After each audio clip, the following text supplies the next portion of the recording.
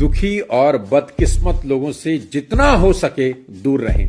ये आपको अपने दुख से मार सकते हैं। एक कौआ एक बीज को अपनी चोंच में दबाकर घंटा घर के ऊपर से जा रहा था। तभी वो बीज उसकी चोंच से छूट गया और घंटा घर के नीचे की दरार में गिरकर अटक गया। वो बीज मरते मरते बचा। उसने घंटा घर की दीवार से रिक्वेस्ट की कि वो उसकी हेल्प करे।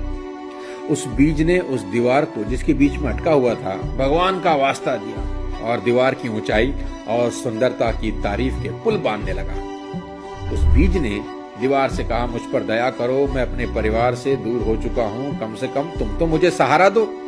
मैं कसम खाता हूं कि अगर मैं बच गया तो अपनी बाकी पूरी जिंदगी इस छोटे से छेद में गुजार दूंगा। बीज की बात सुनकर दीवार को दया आ गई और उसने उस बीज को वहीं शरण दी जहां वो गिरा था। कुछ ही समय में बीज की जड़ें निकल आई और वो बीज उसी दीवार के बीच में सेंध लगाने लगा। धीरे धीरे वो बीज पेड़ बनने लगा और उस पेड़ की शाखाएं आसमान की तरफ बढ़ने लगी। जल्दी ही वे उस घंटा घर से ज्यादा बड़ा हो गया और उसकी गुथी हुई जड़ें इतनी मोटी हो गई कि अब वो उस दीवार को ही तोड़ने लगी जिसने उसे सहारा दिया था।